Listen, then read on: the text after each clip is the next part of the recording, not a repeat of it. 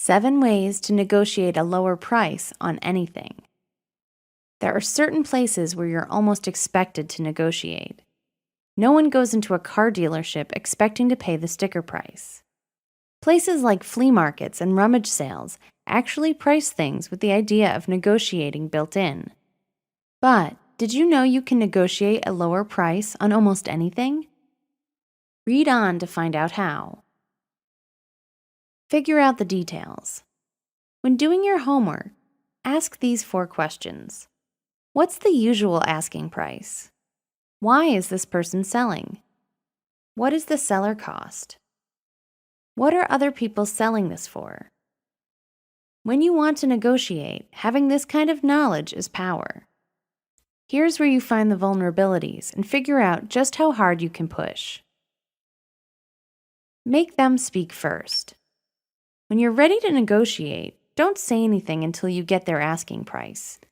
It might be the figure in your head is higher than the number in theirs. Once you have this number, you now have something to work with as you make your counteroffer. Bid low, really low. Don't look for the middle ground when making your counteroffer.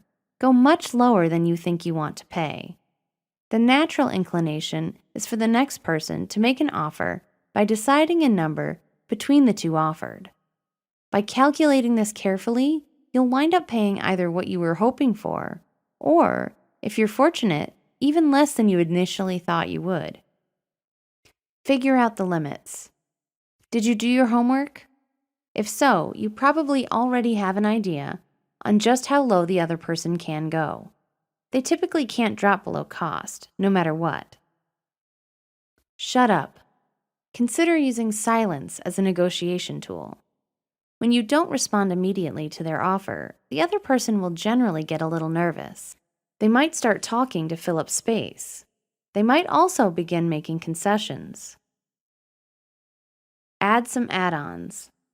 Still not happy with the final price?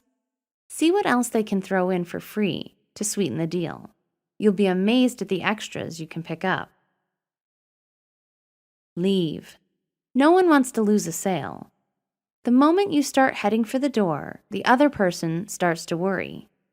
They might call you back to give you what you want after all. Use caution, however, as you have to mean it when you leave. There's no going back once you employ this tactic. Overall, it's not hard to get what you want from someone else, provided you're willing to stand your ground and play a little hardball. Keep in mind, though, this kind of negotiation should also be fun. Looking at things as a game will help you to keep your perspective and not take it personally if things don't wind up going your way.